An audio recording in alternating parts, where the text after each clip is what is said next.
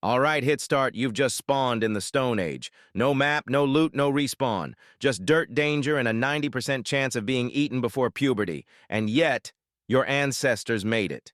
No tech, no YouTube tutorials, just raw instincts, weird rituals, and stone tools. Let's see what life was really like in humanity's original survival mode. Number 1. You slept in a way that makes sleep scientists cry. Your ancestors did not get a solid 8 hours in a memory foam cocoon. Sleep in the Stone Age was chaotic, communal, and weirdly segmented.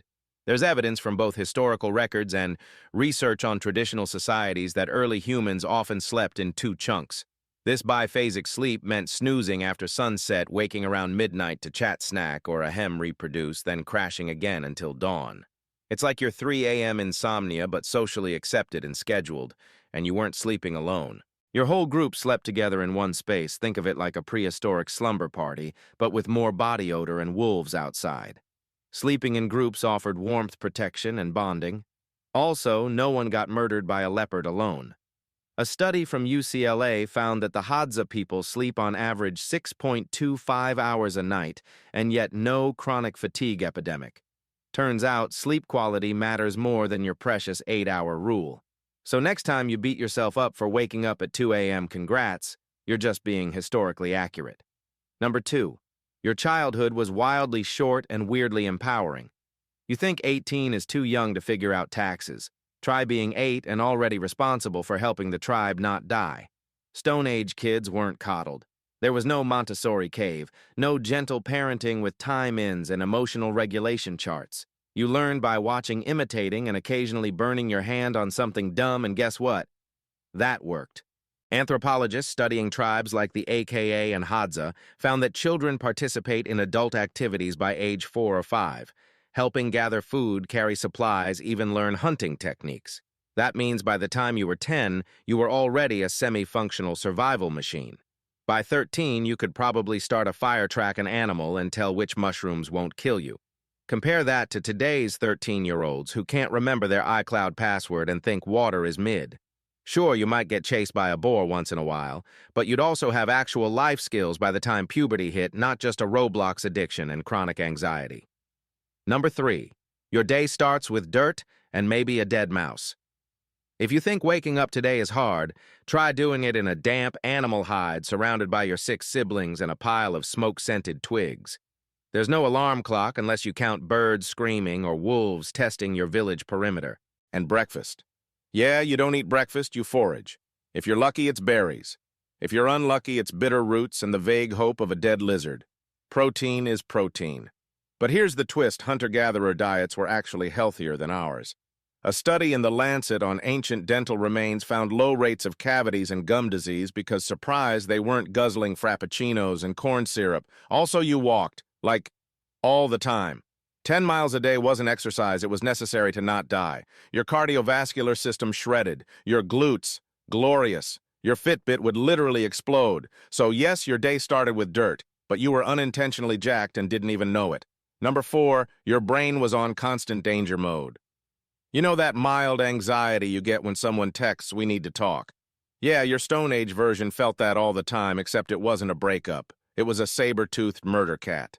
Your brain was hardwired to scan for danger 24/7. A rustle in the bushes might be wind, might be death. Better play it safe. This hyper-alert state is thanks to the amygdala, your brain's adorable little panic button. Back then, it was your MVP. Now, it's mostly just mad at Slack notifications. A study published in Nature Neuroscience showed that ancient humans likely had heightened fight-or-flight responses not because they were scaredy cats, but because the ones who weren't got eaten and didn't pass on their genes. Natural selection is petty like that. So yeah, in the Stone Age, you were anxious, but at least it made sense. Number 5, you had a surprisingly decent work-life balance.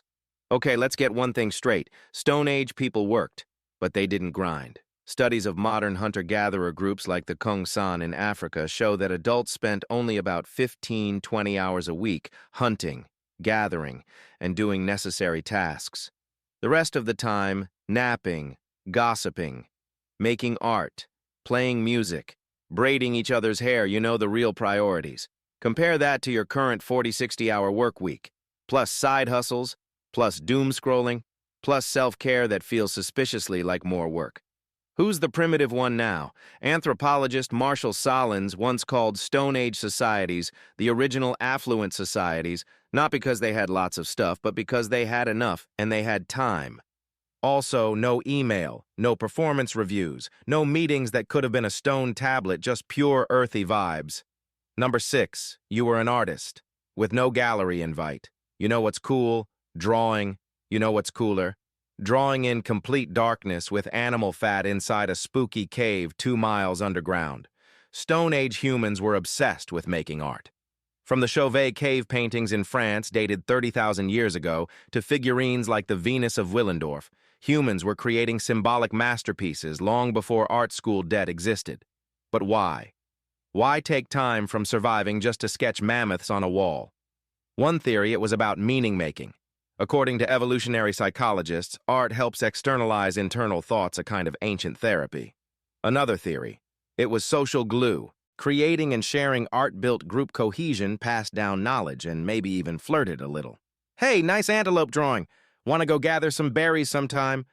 And neurologically, the same dopamine systems that reward us for food or sex also light up for creativity. That's right. Your brain evolved to enjoy making stuff even if it's just badly drawn handprints in a cave. So yes, your ancient self was also doing DIY projects just without Pinterest or glue sticks. Number 7, you feared old age at like 30. You probably heard the myth that Stone Age people died by 30, right? Like everyone just keeled over after their 29th birthday. Not exactly true, but also not totally false. Here's what really went down. Average life expectancy was low because infant mortality was brutal. Tons of babies didn't make it past age 5. But if you did survive childhood without being eaten, infected, or falling off a cliff, you could absolutely live into your 50s or even 60s. Still, 30 was considered middle-aged, and your body knew it. After decades of squatting, sprinting, and carrying rocks, the size of your self-esteem thing started to break. Joints ached, teeth wore down, your back, basically a pile of gravel. And yet elders were treasured.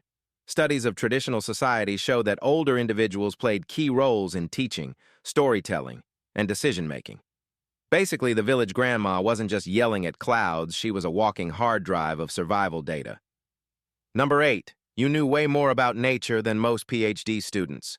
You probably couldn't read, but you could track a wounded animal through 6 miles of forest, predict weather from cloud shifts, and tell which plants cured diarrhea versus which ones caused immediate death. Stone Age people had encyclopedic knowledge of their ecosystems, and all of it was passed down orally. You'd learn from watching, listening, and occasionally hallucinating because you accidentally ate the wrong root. Ethnobotanical research shows that traditional societies use hundreds of plant species for food, medicine, and rituals. And guess what? Many of those were later confirmed to have active compounds like willow bark, halopreaspirin, or yarrow, a natural antiseptic. These weren't random guesses, they were tested over thousands of years with the kind of trial and error that would make the FDA cry. Today, most people can't tell poison ivy from salad, but your ancient self, a botanical ninja with anxiety-fueled plant recognition skills.